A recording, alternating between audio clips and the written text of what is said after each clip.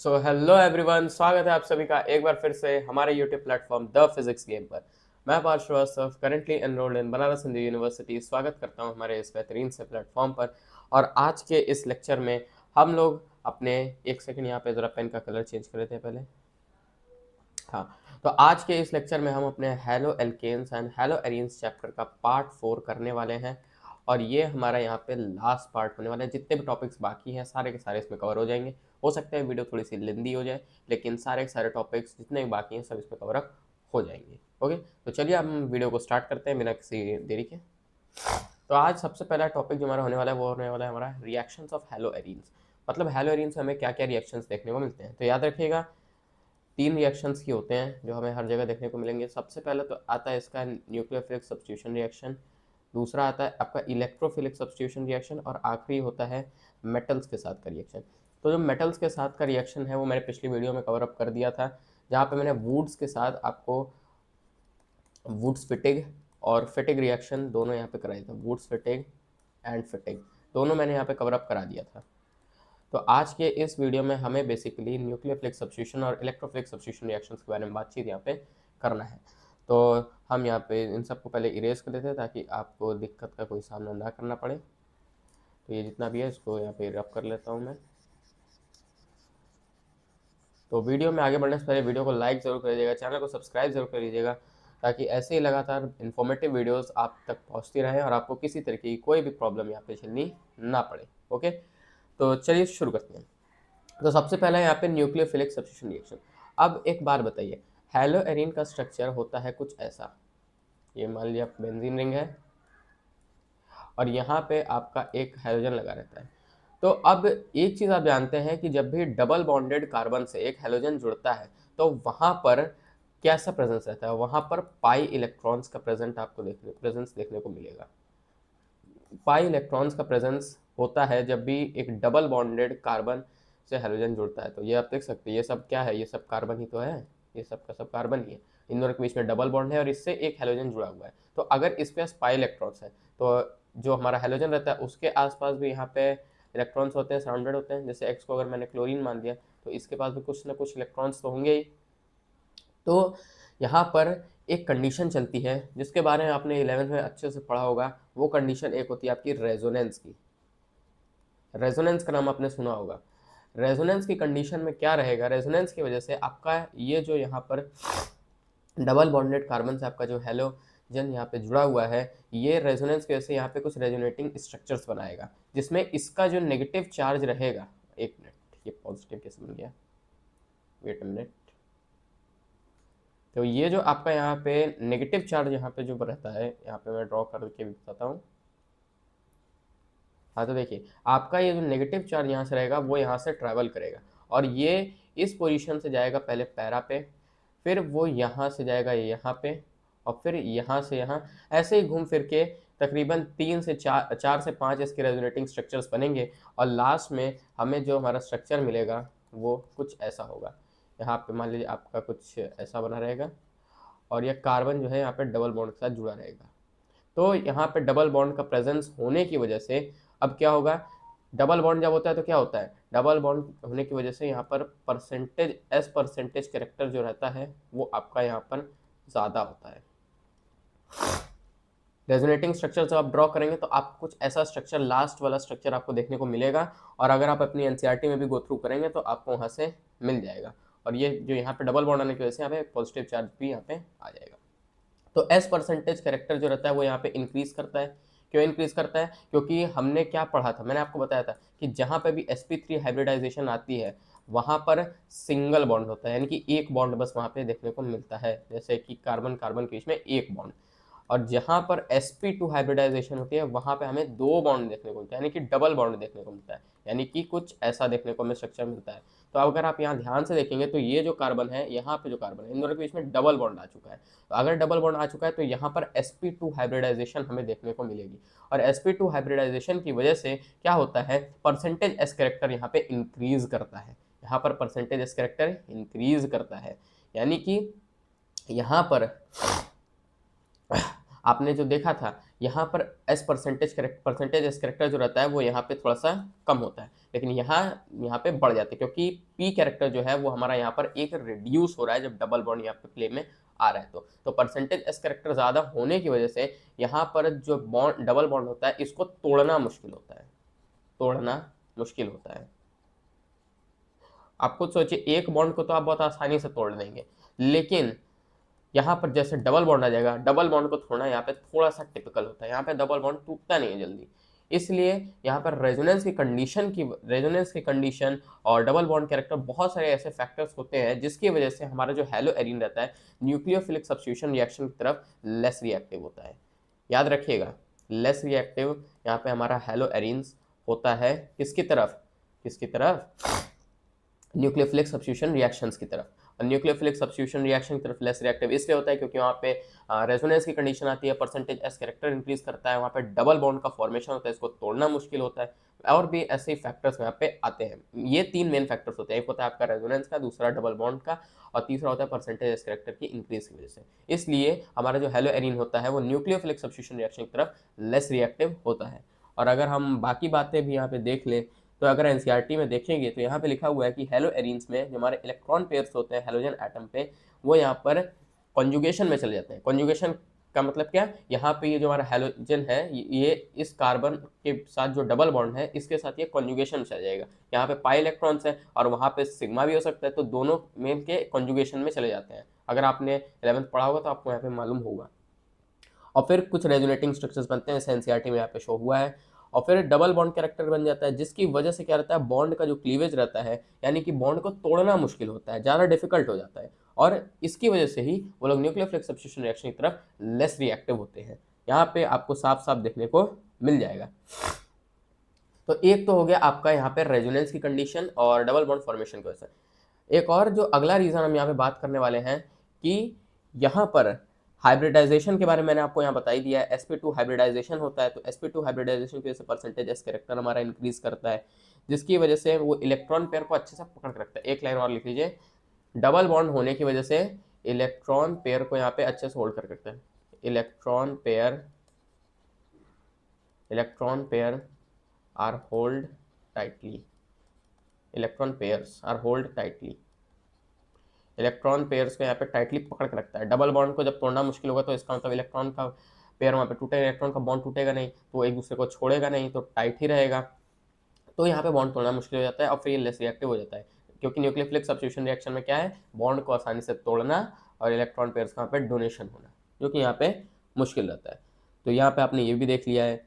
एक रीज़न जो यहाँ पर और यहाँ पे देखने को मिलेगा वो ये है कि आपका यहाँ पर लिख लेता हूँ मैं, यहाँ पे पॉसिबल रिपल्शन होता है। यहाँ पे मतलब कि यहाँ पर नेगेटिव, आप जानते हो नेगेटिव नेगेटिव रेपेल मारता है, पॉजिटिव पॉजिटिव फिर रेपेल मारता है, लेकिन पॉजिटिव नेगेटिव जाएगा तो वहाँ पर वो रेपेल नहीं मारेगा, अट्रैक्ट करेगा। तो यहाँ पे पॉसिबल रिपल्शन भी देखने को मिलता है।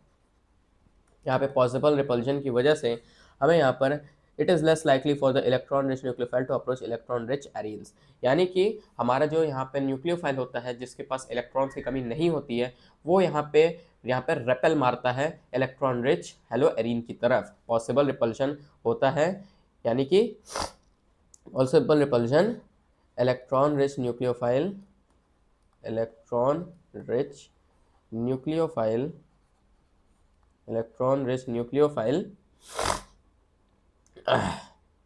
less likely come towards आपका इलेक्ट्रॉन रिच एरीन्स की तरफ, इलेक्ट्रॉन रिच एरीन्स। तो ये सारे रीजंस आपके यहाँ पर देखने को मिलते हैं। न्यूक्लियोफिलिक, तो याद रखिएगा, न्यूक्लियोफिलिक सब्स्टिट्यूशन रिएक्शन की तरफ हमारा हेलो एरीन्स लेस रिएक्टिव होता है। क्यों लेस रिएक्टिव होता है? क्योंकि वहाँ पर रेजोनेंस की कंडीशन आती है, डबल बॉन्ड का फॉर्मेशन होता है, जिसकी वजह से उसको तोड़ना मुश्किल होता है, परसेंटेज एस कैरेक्टर का इंक्रीज होता है, जिसकी वजह से यहाँ पर इलेक्ट्रॉन पेयर्स एक दूसरे को पकड़ के रखते हैं, जल्दी वहाँ पे एक दूसरे को नहीं छोड़ते हैं। और यहाँ पर रेपल्जन भी कभी कभी देखने को मिलता है, क्योंकि जो हमारा न्यूक्लियोफाइल होता है, इलेक्ट्रॉन रिच न्यूक्लियोफाइल, जो कि हमारा हेलोजन एक्ट करता है, वो यहाँ पर इलेक्ट्रॉन रिच एरीन्स के पास आना जल्दी प्रेफर नहीं करेगा, क्योंकि वो एक दूसरे को रिपेल मार देगा। Negative negative always repels, that you know, जो आपने फिजिक्स में पढ़ा होगा, केमिस्ट्री में भी पढ़ रहे हैं, सब आपको यहाँ पे समझ में आ जाएगा। ओके, आई थिंक आपको इतनी बातें समझ में आ गई होंगी। तो मेन जो मुद्दा था कि ये न्यूक्लियोफिलिक सब्स्टिट्यूशन रिएक्शन की तरफ लेस रिएक्टिव क्यों होता है और कैसा मतलब इसका नेचर है। एक मिनट, हाँ, अब हम जो अगला यहाँ पे बात करने वाले हैं वो यहाँ पे बात होने वाला है हमारा इलेक्ट्रोफिलिक सब्स्टिट्यूशन रिएक्शन ESR, यानी इलेक्ट्रोफिलिक सब्स्टिट्यूशन रिएक्शन की तरफ ये कैसे इसकी परफॉर्मेंस है। एक सेकेंड,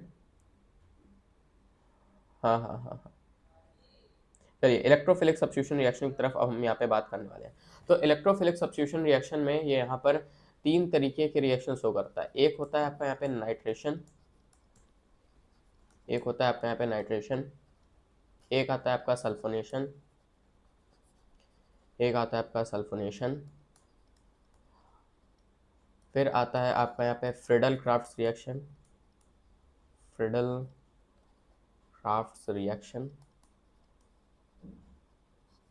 फ्रीडल क्राफ्ट्स रिएक्शन, और यहाँ पे एक और जो आपको यहाँ पे देखने को मिलेगा वो यहाँ पे आपका हैलोजिनेशन, हैलोजिनेशन नहीं नहीं यही होता है फ्रीडल क्राफ्ट्स रिएक्शन, आपका यहाँ पे हैलोजिनेशन हो जाएगा। ओके, तो अब हम यहाँ पे बात करने वाले हैं कि हेलो एरीन्स इन तीनों के साथ मीन्स कैसा नेचर या कैसा कंपाउंड हमें यहाँ पे देता है। आइए यहाँ पे शुरू करते हैं। तो सबसे पहले हम यहाँ पे बात करते हैं नाइट्रेशन के बारे में। तो नाइट्रेशन में क्या होता है, नाइट्रेशन में हम यहाँ सबसे पहले बात करने वाले हैं। तो नाइट्रेशन में क्या रहता है, ये आपका एक हेलो एरीन यहाँ पे दिया हुआ है, ये आपका एक हेलो एरीन है। अब ये यहाँ पे नाइट्रेशन करेगा, कैसे नाइट्रेशन करेगा, ये आपका यहाँ पे रिएक्ट करेगा HNO3 के साथ, ये आपका HNO3 के साथ यहाँ पे रिएक्ट करेगा और क्या प्रेजेंस रहेगा यहाँ पे, कॉन्सेंट्रेटेड H2SO4। हमें एसिड लेना ज़रूरी है, जब भी हम इलेक्ट्रोफिलिक सब्स्टिट्यूशन रिएक्शन कराते हैं हमें कुछ एसिड वहाँ पे लेना पड़ेगा ताकि वो रिएक्शन आगे परफॉर्म हो पाए।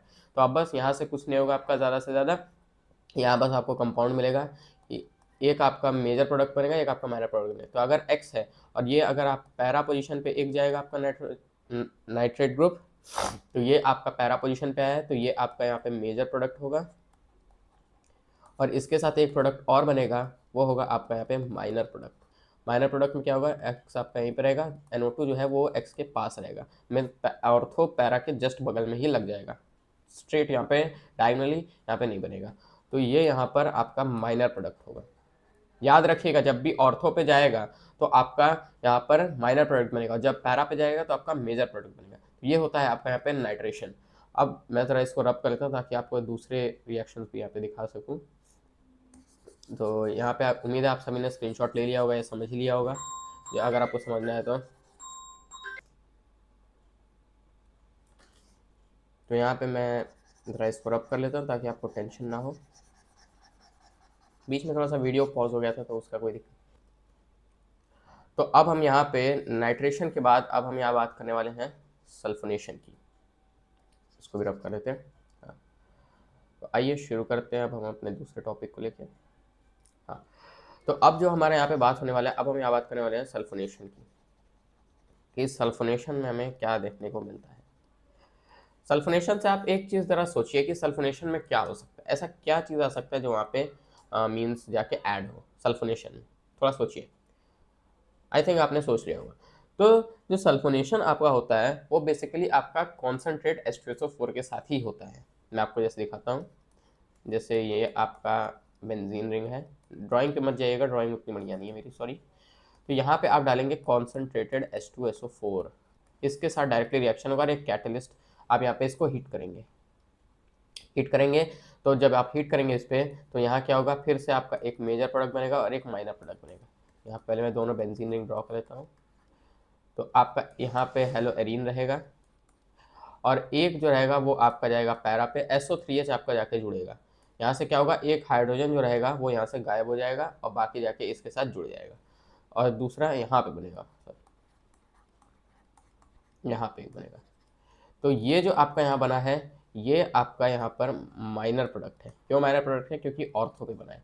और ये जो बना है ये आपका मेजर प्रोडक्ट है क्योंकि ये आपका पैरा पे बना है। तो आई थिंक आपको इतना तो यहाँ पे समझ में आ ही गया होगा। अब ज़रा इसको एक बार फिर से रब कर लेते हैं ताकि कोई दिक्कत ना हो। तो अब हम सल्फोनेशन से यहाँ पे अब आगे बढ़ेंगे, यहाँ पे फ्रीडल क्राफ्ट्स रिएक्शन की तरफ। फ्रीडल क्राफ्ट रिएक्शन या आपका मान लीजिए हेलोजिनेशन यहाँ पे कहा जाता है। फ्रीडल क्राफ्ट रिएक्शन भी आपका बहुत ज़्यादा मुश्किल नहीं है। अगर आपने 11th में पढ़ा होगा तो आपको मालूम होगा कि फ्रीडल क्राफ्ट क्या होता है। नाम से थोड़ा सा डरावना लग रहा होगा जो पहली बार अगर पढ़ रहे होंगे तो, लेकिन है बहुत ही सिंपल। अब हम बात करते हैं Friedel craft reaction. Friedel craft reaction में क्या रहता है, एक होता है आपका एल्काइलेशन। तो पहले हम एल्काइलेशन की ही बात करते हैं। तो एल्काइलेशन में क्या रहता है कि आपका जो हेलो एरीन रहता है ये डायरेक्टली आपका यहाँ रिएक्ट करता है CH3Cl के साथ। यानी कि ये आपका किसके साथ रिएक्ट करता है, CH3Cl का पूरा नाम क्या है कमेंट करके ज़रूर बताइएगा। तो CH3Cl के साथ ये रिएक्ट करेगा। अब क्या रहेगा आपका यहाँ पर एक सेकेंड, तो यहाँ क्या होगा, ये आपका यहाँ पे Cl2 के साथ रिएक्ट करेगा और एज अ कैटलिस्ट आप यहाँ पे यूज़ करेंगे एनहाइड्रस FeCl3।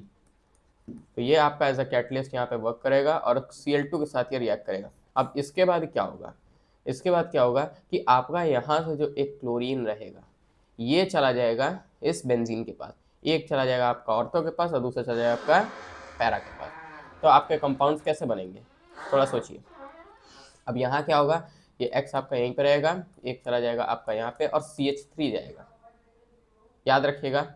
अरे एक मिनट सॉरी, हाँ CH3 ही जाएगा, CH3 ही जाएगा। हाँ तो देखिए यहाँ पे आपका CH3 चला जाएगा और ये Cl2 सॉरी नहीं बनेगा, ये थोड़ा सा मेरे से मिस्टेक हो गई है, एक मिनट टेंशन मत लीजिए। मेरी आज असल में गाइस थोड़ी सी तबीयत ठीक नहीं है जिस वजह से थोड़ी बहुत मेरे से मिस्टेक्स आज हो रही हैं, तो प्लीज़ उसके लिए मुझे माफ़ कर दीजिएगा। तो देखिए ये आपका CH3Cl के साथ यहाँ पे रिएक्ट करेगा। तो CH3 एक जाएगा आपका पैरा पे और दूसरा चला जाएगा आपका ऑर्थो पे। तो ये क्योंकि ऑर्थो पे आया है तो ये आपका यहाँ पे माइनर प्रोडक्ट बनेगा और जो दूसरा प्रोडक्ट आपका यहाँ बनेगा वो बनेगा आपका कुछ इस तरीके का, यहाँ पे हेलोरिन रहेगा और यहाँ पे आपका CH3 जाके जुड़ जाएगा। तो ये आपका यहाँ पे मेजर प्रोडक्ट होगा और ये पैरा पे बना है।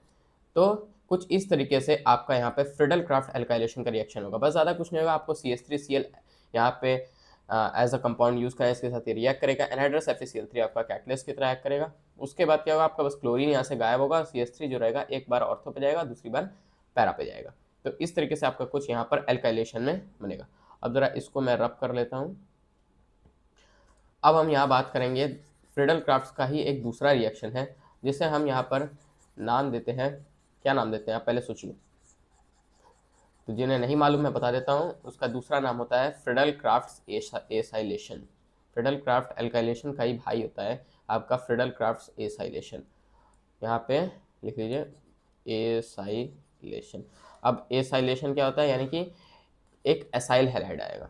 तो अब ये क्या होगा, यहाँ पे आपका जो एसाइल रहेगा वो कुछ इस तरीके का CH3C double bond O Cl और फिर आपका एज अ कैटलिस्ट यूज होगा यहाँ पे एनहाइड्रस FeCl3। अब इसके साथ रिएक्शन होगा। अब आप जरा सोचिए, एल्काइलेशन में जो काम हुआ है वही सेम काम एसाइलेशन में होगा, लेकिन यहाँ पे कैसा प्रोडक्ट बनेगा आप थोड़ा एक बार सोच के देखिए। वीडियो को पॉज करिए, सोच के देखिए। आई थिंक आपने सोच लिया होगा और परफॉर्म करके देखा होगा।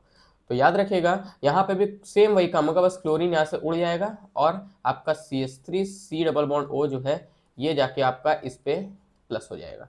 तो आपका जो कुछ कंपाउंड बनकर आएगा वो कुछ ऐसा बनेगा। ये यहाँ पे आपका X रहेगा और एक आपका यहाँ पे C double bond O CH3 जाके जुड़ जाएगा। अब क्योंकि ये ऑर्थो पे जुड़ा है तो ये आपका यहाँ पर माइनर प्रोडक्ट होगा और जो मेजर प्रोडक्ट होगा वो आपका डायरेक्टली यहाँ जाके जुड़ेगा। ये X है आपका और ये आपका यहाँ पे, तो ये आपका यहाँ पे मेजर प्रोडक्ट बना है और क्योंकि ये पैरा सब्स्टिट्यूटेड प्रोडक्ट यहाँ पे है। माइनर को हम यहाँ पे ऑर्थो सब्स्टिट्यूटेड प्रोडक्ट कहेंगे और मेजर को हम यहाँ पे पैरा सब्स्टिट्यूटेड प्रोडक्ट यहाँ पे कहेंगे। तो ये हो गए आपके इलेक्ट्रोफिलिक सब्स्टिट्यूशन रिएक्शन जो हमें देखने को मिलते हैं।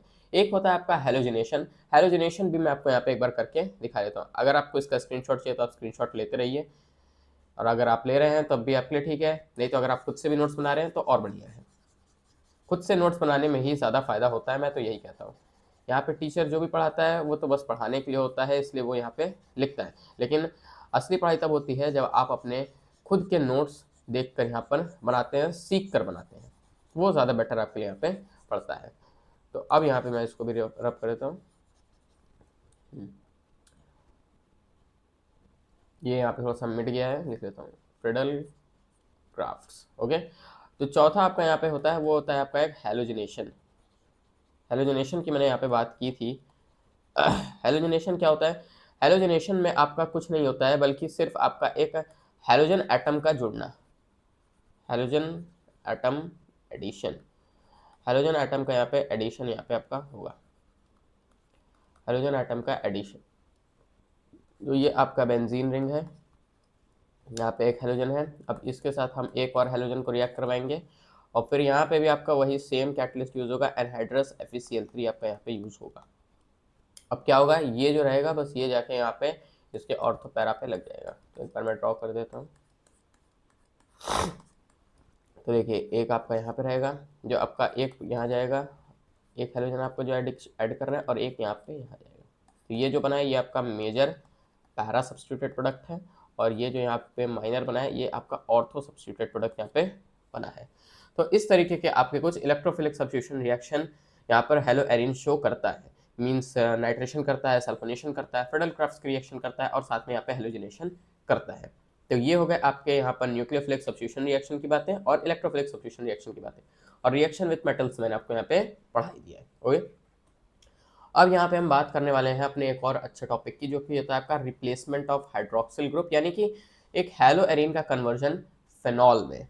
ये बहुत ही इंपॉर्टेंट पोर्शन है जो आपके लिए यहाँ पे होने वाला है, और इसमें हम सबसे पहले यहाँ पे बात करेंगे आपके डाउस प्रोसेस के बारे में। डाउस प्रोसेस का नाम आपको एनसीईआरटी में शायद डायरेक्टली देखने को ना मिले, लेकिन मैं आपको बताता हूँ, डाउस प्रोसेस और कुछ नहीं बल्कि एक ऐसा प्रोसेस होता है जिसमें हम हेलो एरिन की मदद से फिनॉल को यहाँ पे बनाते हैं, मीन्स फिनॉल ही हम यहाँ पे डायरेक्टली क्रिएट करते हैं।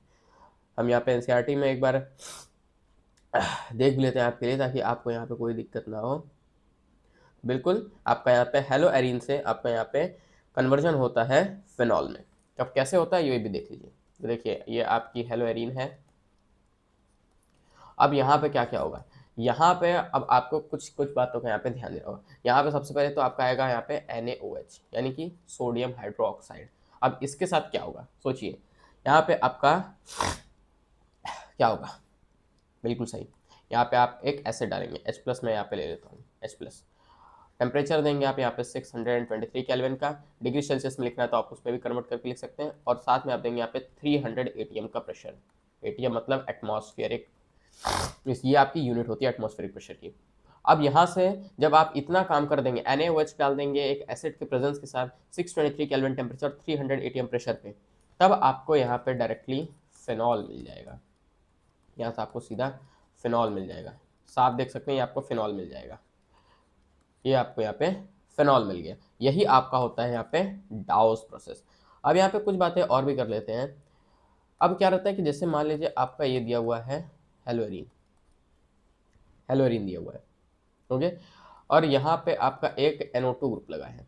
तो अब यहाँ से आप आगे भी चीज़ें यहाँ पे बना सकते हैं। कैसे बना सकते हैं सोचिए।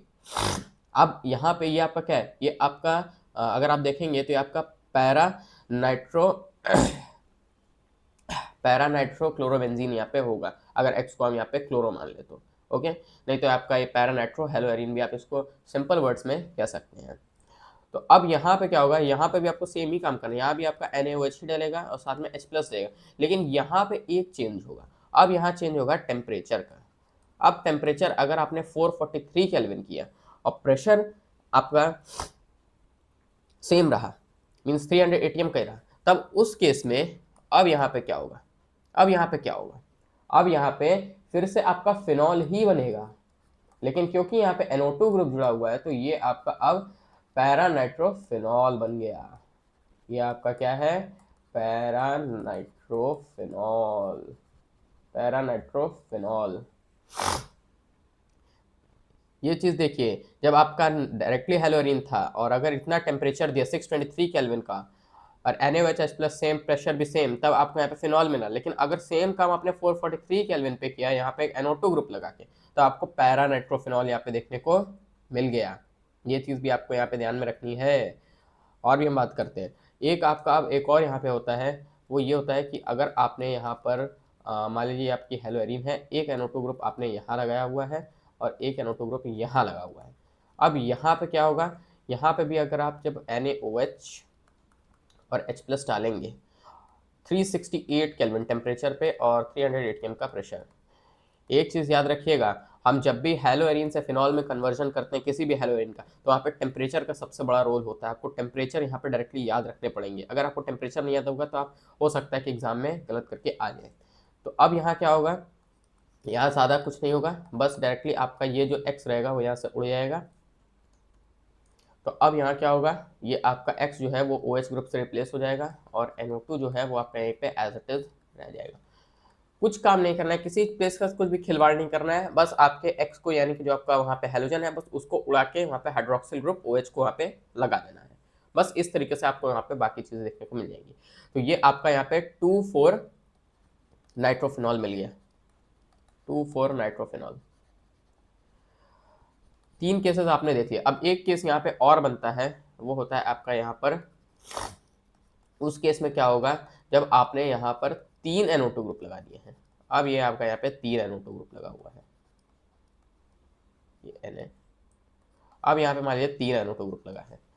अब यहाँ पे भी आपका सेम ही चीज़ यहाँ पे यूज़ होगा, NaOH यूज़ होगा, H+ यूज़ होगा।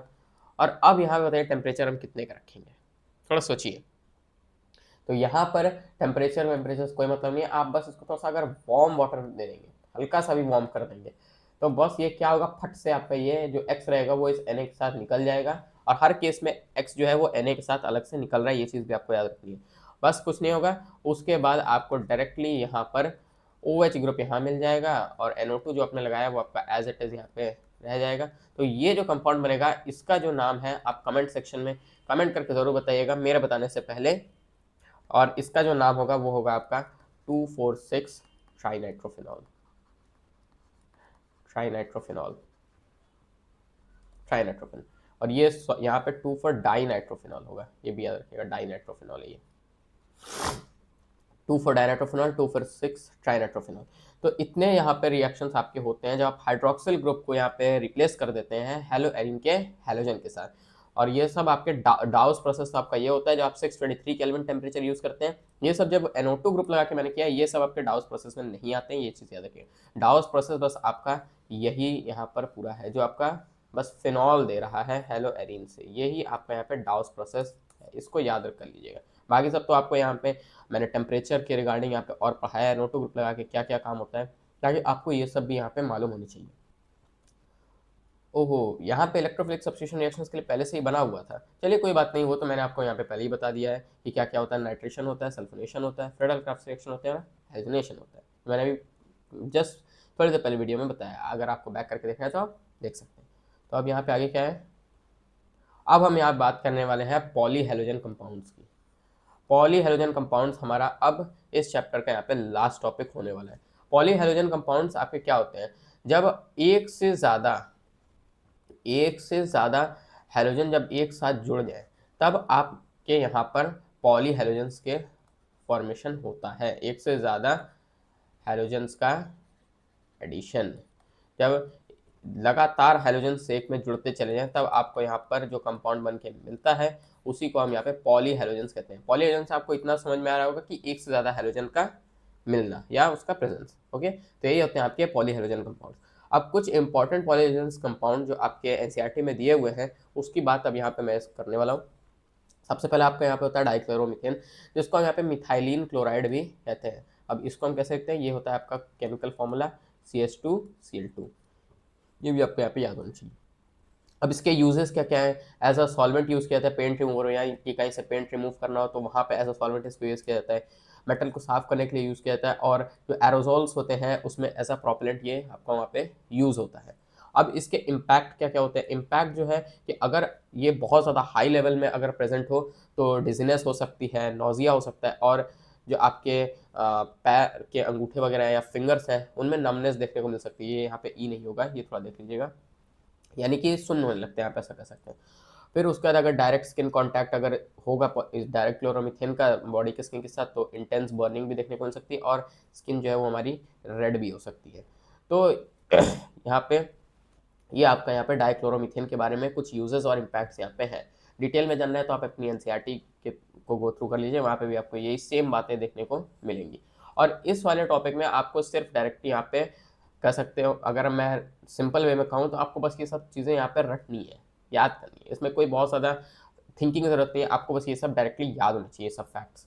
अब हम यहाँ बात कर रहे हैं ट्राइक्लोरोमीथेन। ट्राइक्लोरोमीथेन यानी कि क्लोरोफॉर्म। क्लोरोफॉर्म के बारे में तो आप सभी ने सुना ही होगा, कितने सारे मूवीज़ और कितने सारे टीवी सीरियल्स, बाकी कितनी जगहों पे क्लोरोफॉर्म का यूज़ किया जाता है लोगों को बेहोश करने के लिए या किसी और चीज़ के लिए, तो वही आपका क्लोरोफॉर्म यहाँ पे होता है। अब इसके यूजेस क्या क्या है यहाँ पे? यूजेस है कि एज अ सॉल्वेंट यूज़ किया जाता है फैट्स में, एल्कलॉइड्स में और बाकी अदर सब्सटेंसेस जो यहाँ पे आपके होते हैं। और जो फ्रीऑन रेफ्रिजरेंट R22 को बनाने में भी इसका यूज़ किया जाता है। और सर्जरी में एज अ जनरल एनेस्थेटिक इसको पहले यूज़ किया जाता है। पहले इसको इतना ज़्यादा इसको नहीं लिया गया था रिमांड पे, क्योंकि बहुत सारा नॉलेज उसके बारे में नहीं थी। तो सर्जरी में ये एज अ जनरल एनेस्थेटिक भी यूज़ किया जाता था एनेस्थेशिया देने के लिए। लेकिन अब इसका यूज़ यहाँ पे बंद हो चुका है, अब ये नहीं होता जल्दी यूज़। इम्पैक्ट्स क्या क्या होता है?